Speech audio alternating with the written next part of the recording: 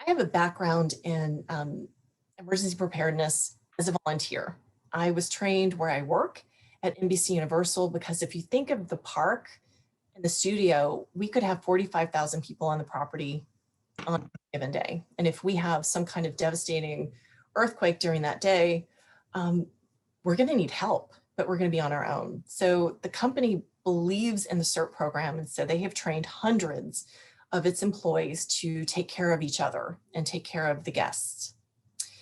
I also volunteer with the fire department and have been for many, many years as a coordinator.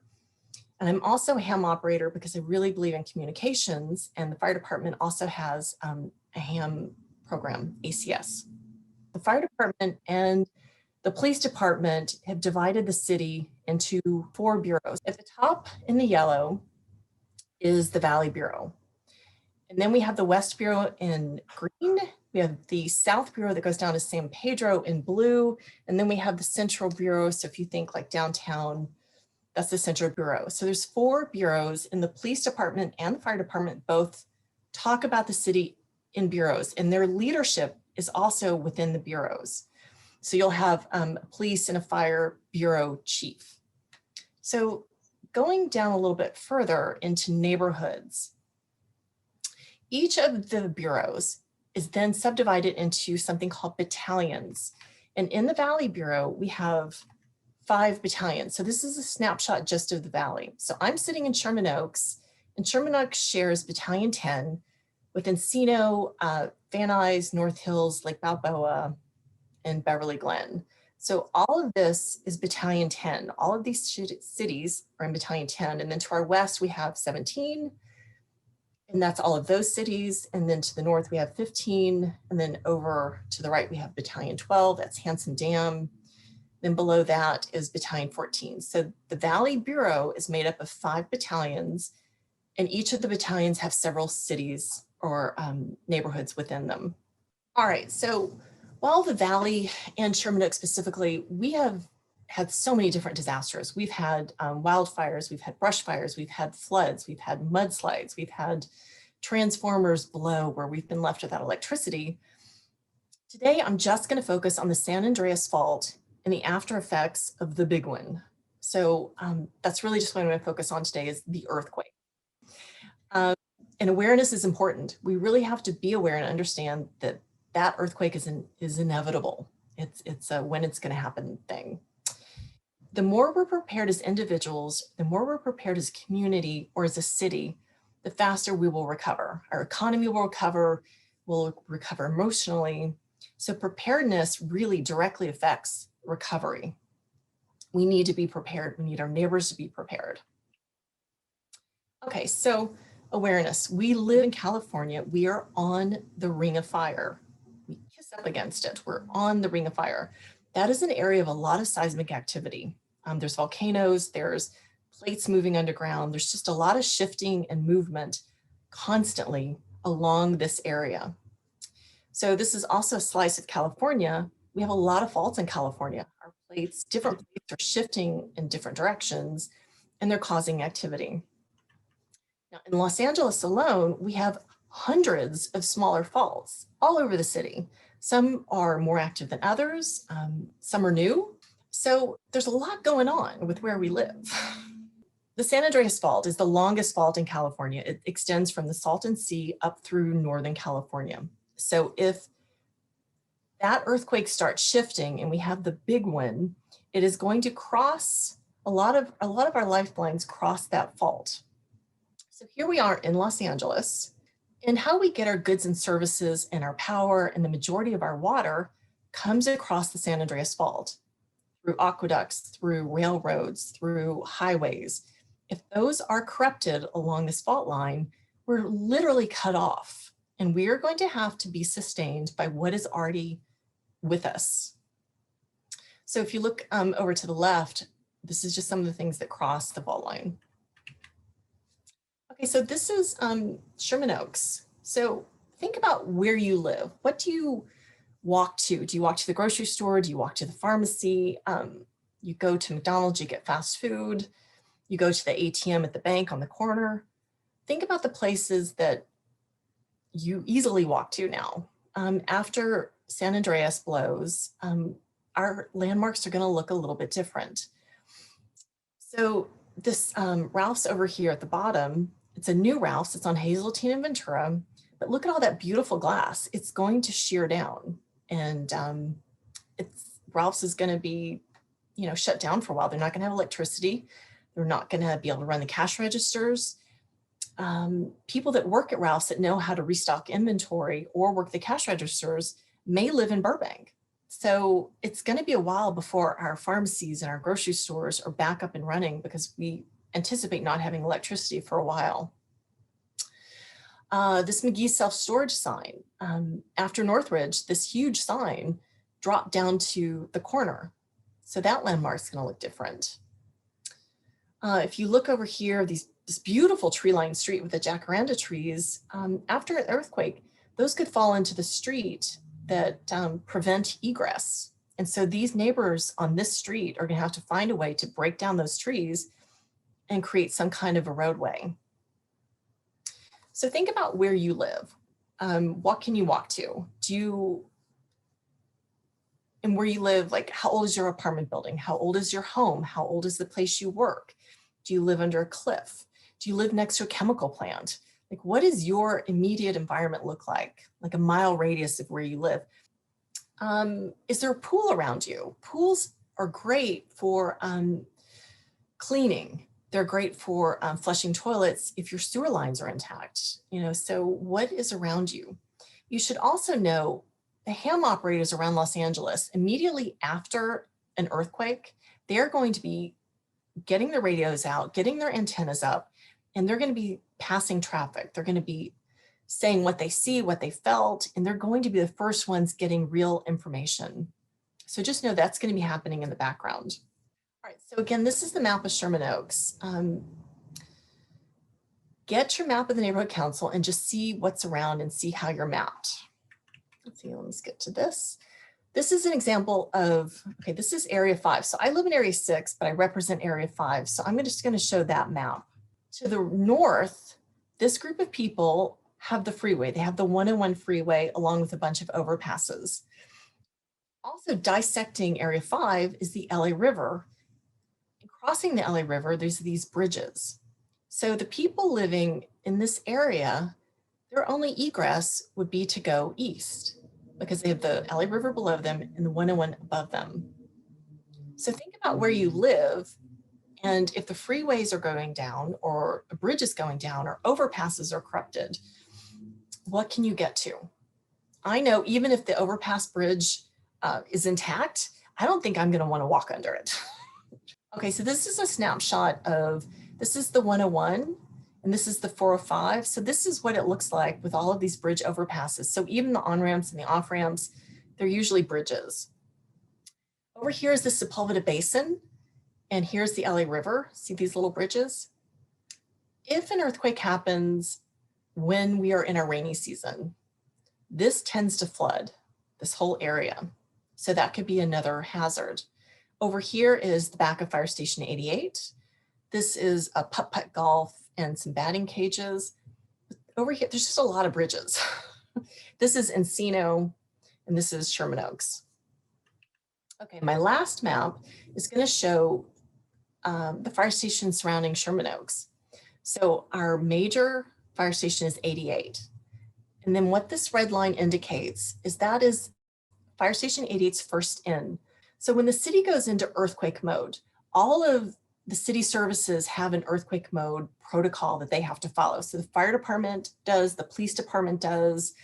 The fire department, when they go into earthquake mode, if the engine is out, they come back to the station. If they're in station, they bring all of the rigs out so that they're not trapped inside the station. And then what they do is they assess their first in for significant damage, for fire, for structure damages, for traffic accidents.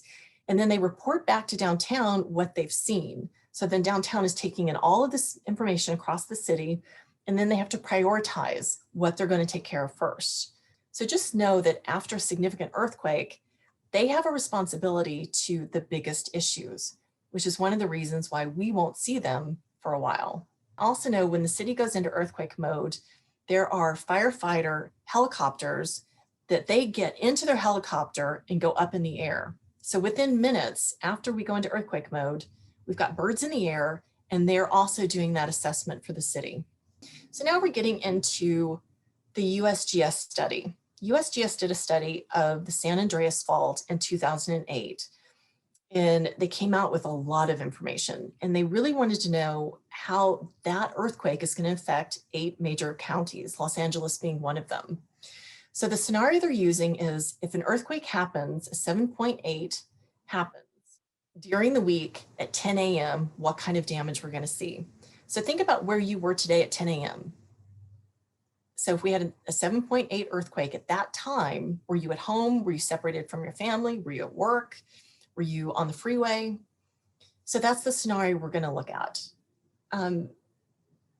What they realize is once it starts shaking, if it starts in the south, in the Salton Sea, and moves up north to Northern California, it should reach Los Angeles within about a minute. So if you have an early notification earthquake app on your phone, you might get a little bit of time to shut down your power equipment, to turn off the gas stove, to grab the cat, grab the kid, and get somewhere safe. So you might have a few seconds, you know, you might only need 10 seconds, but you really have to take care of yourself, figure out where you're going to duck and cover and get in there. The first damage we're going to see is going to be structural. It's going to be the buildings. It's going to be homes shifting off of their foundation if they're not bolted. It's going to be those soft first-story homes. And what that is, if you look on the right, a soft first-story home is a building where the first story is not a living space. It's storage, or it's where the cars are. And if it is not retrofitted like this one is up at the top, it could come down. And so the second picture is of Northridge, where a soft first-story home did come down and it smushed all of those vehicles. So we're also going to see fires. We're going to see a lot of fires. That's what's going to happen. And the picture on the left is of Kobe, Japan. Kobe is well known for their fortification, but this was an area of dense wood frame construction, and that just spreads, especially if there's wind or if the weather is right. So this is what happened in Japan. Over to the right is Ridgecrest, and that is a residential home that went up in flames. So we're going to see fires. Now, a couple of good things that tend to come out of disasters, regional significant disasters, is people help other people. They come out of their homes, they're not injured, they want to help others. They hear people screaming and they need help. They form search parties and they go in and help. Every picture of every disaster around the world, you see the uninjured people helping the injured or helping the trapped.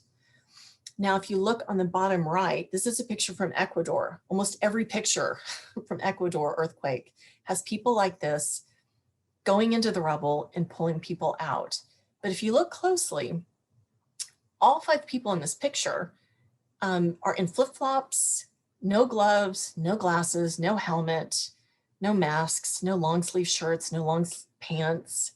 If there's an aftershock right now, they're all going to fall, and look what they're going to fall on. That's terrible. So there's a lot of injuries by untrained civilians going in and helping the injured people. That's actually how Cert was created back in the mid-'80s. The other bit of good news is LAX is very important to us, and the ports are very important to us. They probably will not incur a lot of damage. It's going to take them a while to get up and running because they will have power outages. They will probably have some structure damage, but they will eventually be able to operate. The deaths. The assumption is most people die from fire. And then the next figure is from buildings, structures, collapsing, or some kind of a damage. And then the last one is transportation. So it's going to be car accidents. It's going to be somebody driving down Sepulveda Boulevard and then ignoring the fact that the lights are out. So we're going to see traffic accidents. And then also if you're driving on a freeway, what we have seen, what some of these pictures are, you don't know what's ahead of you. And so you need to pull over and stop and get to safety. All right, so I'm not going to spend too much time on this, but go bags are really important. There are hundreds of different kinds of kit lists that you can get, but know that your go bag is very personal to you. Yours is going to be different than mine.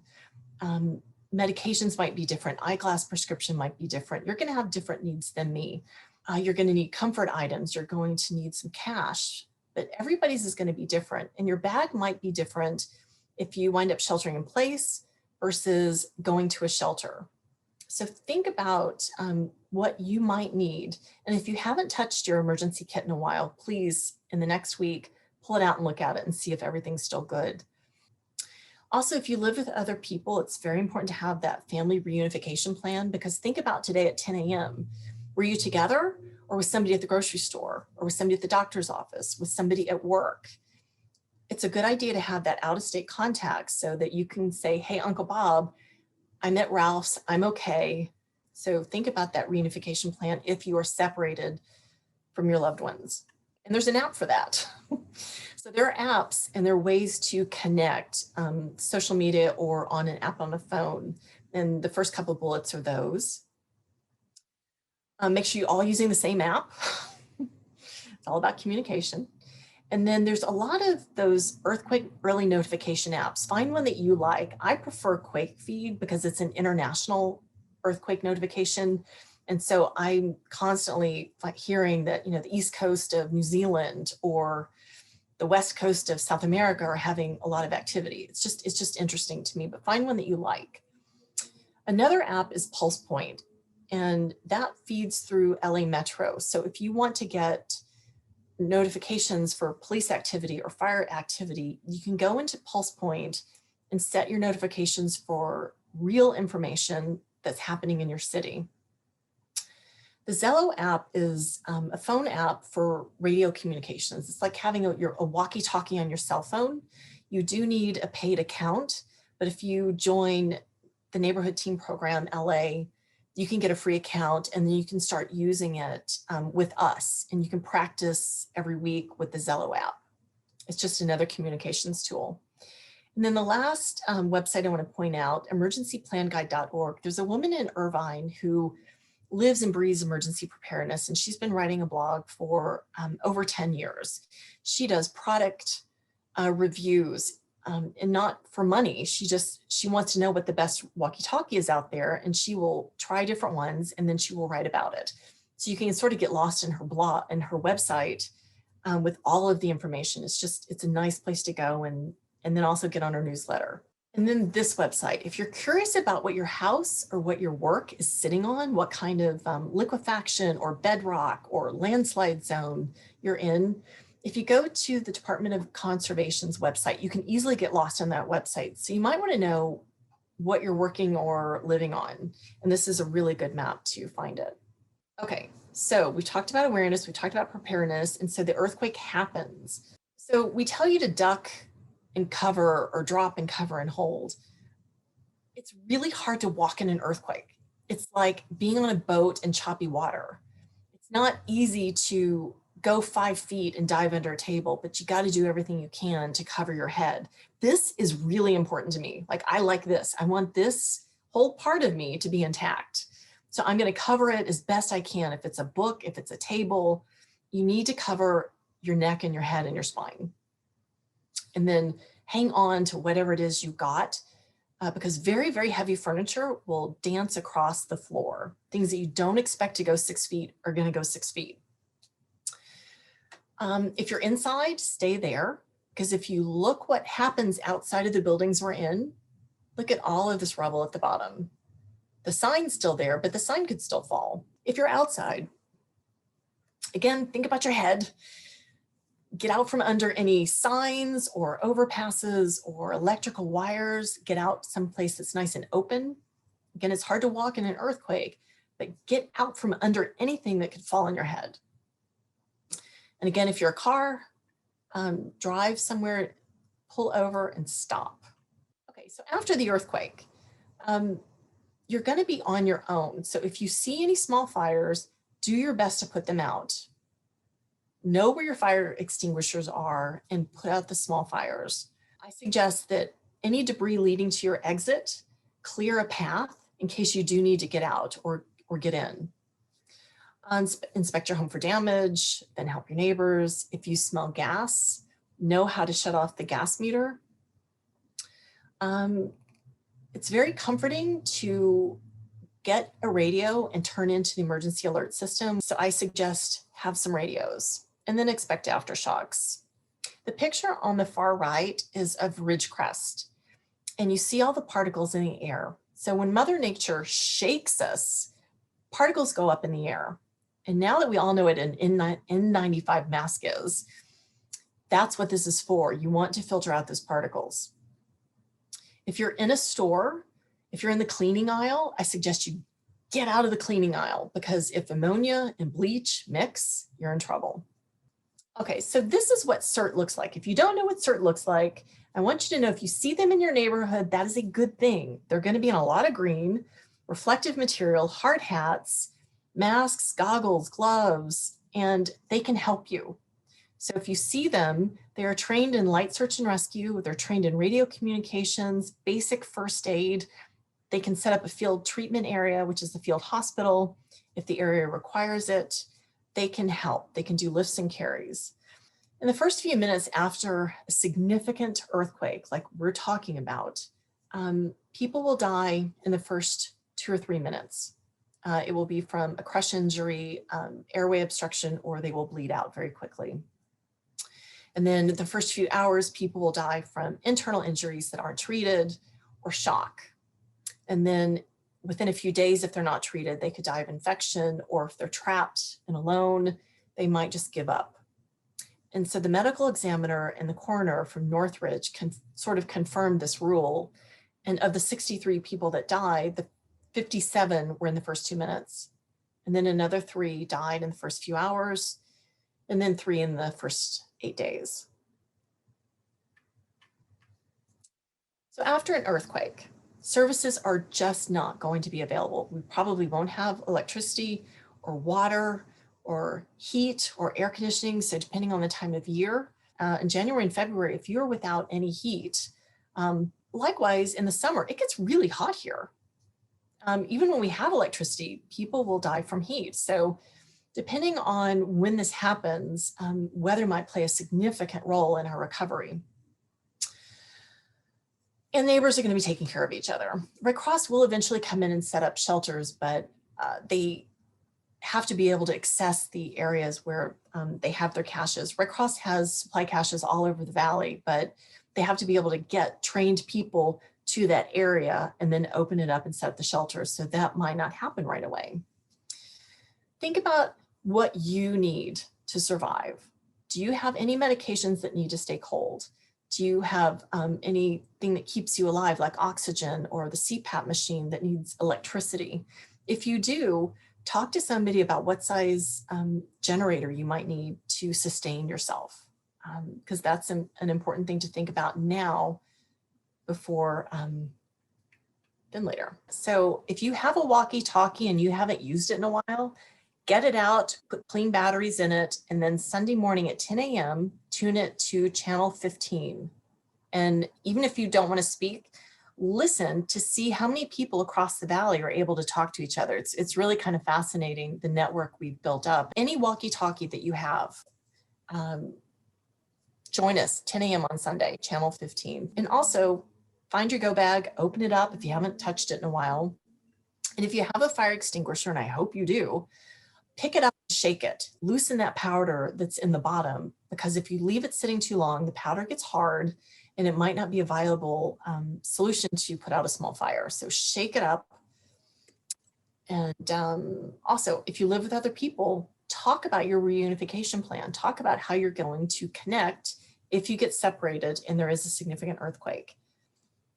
The neighborhood team program, which is what the second half of this conversation is going to be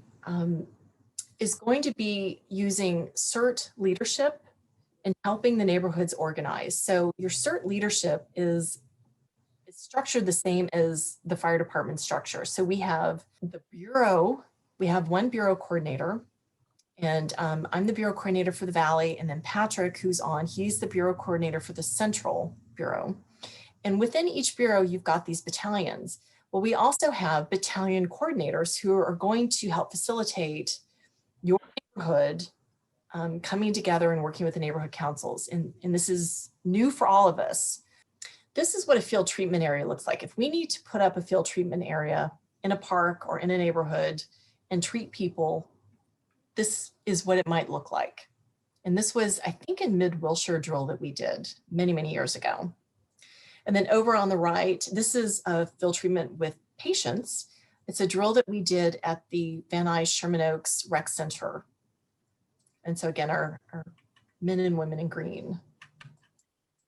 This is just a snapshot of what might go in the staging kits. So there's going to be some pens and paper and things to draw on. We might be able to get some maps laminated for that immediate area. It's going to be some office supplies. Then we're going to put some radios in there. And Patrick has found a fantastic radio, very simple to use. And so we're going to put some radios in the box. And then we're also going to have just some basic medical supplies for immediate care. So this is just a snapshot of what we might ask a neighborhood council for. So if you look at this map, Station 88 is right here. There's a church. The 405 freeway is right here. And this area is also dissected by the LA River at the bottom. So for people that live here at this elementary school, they can't go west and they can't go south, but they can go east and they can go north. Area 2 and 3 are here. And if you think this is about a mile from a mile square. So if you live here, it would be half a mile here and half a mile here. Area 2 has this huge park in this rec center. And I think there's a pool in here too. Then over in Area 3, you've got a pool, or you've got basketball courts, more basketball fields, and there's a school, and there's a garden center, and there's a Ralph's. So there's some good things in here. So in looking at Area 4, they are really locked in. They've got the 101 freeway to their north, and they've got the 405 to the west. And then at the bottom, they've got Ventura Boulevard. So again, this one, boy, the people in here, they're cut off by the river and the 101. But there's a church in here. Looks like there's a garden. So think about where people might walk to. There's a lot of homes in here. Now, when we get into these two areas, areas 6 and 7, you've got the flats, which is kind of the liquefaction zone that we saw on the conservation map. And then you've got the hills. So this is elevated going south to Mulholland. So you have the 405 over here. Then you've got Mulholland, and you've got a lot of green, but this green, these are little mountains, which it's a landslide zone. So we don't know what that's going to look like after the earthquake. Okay, so going to the last one, Area 7. This is sort of the same thing where liquefaction and then hills, a lot of hills. And there's going to be, you're going to see houses on stilts, which are supposed to be safe. But the first thing we need to do is sort of organize the teams in each of the areas and identify community leaders. There are a lot of people that have signed up through ntp-la.org in Sherman Oaks and in the Valley. There's a lot of people in the Valley that have signed up. And so what we now need to do is identify people in the different areas, and so we can put you together. And then eventually we are going to identify the staging areas.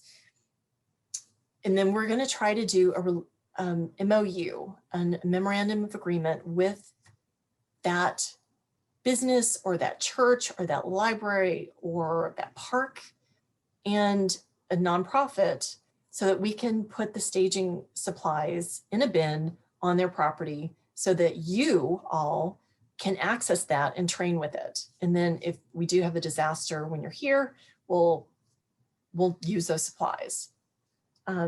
So we need to really identify those staging areas very quickly so that we can start working with the neighborhood councils and that business or that park or whoever and get the bins out there.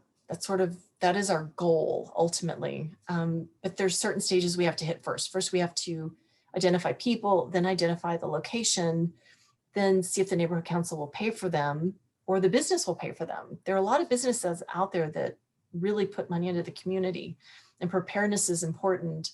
So we need to get those stashes of supplies. And then once we get them, we have to start training with them. So we've already started some radio training with Patrick. Communication is going to be really important, that we can talk to each other. Okay, so what I'd like for you to do this week is think about where you live. Go to an online mapping and sort of plot mile radius around your house and look to see what's there. Are you next to a chemical plant? Are you next to a Home Depot? Are you next to a hospital? Think about where you will naturally walk to get help or to help. Is there a park near you where people might congregate, or a house of worship? So think about what's in your neighborhood. And if you can, go to your neighborhood council map, because eventually what we're going to do is we're going to try to get around to all of the neighborhood councils and ask them for money to help create these staging centers, staging areas and supply bins in places where people are going to naturally go. Everybody's still on. Thank you. I'm going to go and check emails for the emails and try to start putting people together. And if you haven't signed up for ntp-la.org, I suggest you do it. There's a lot of invitations for continuing education workshops. Just take your pick. There's some really good ones coming up. Bye.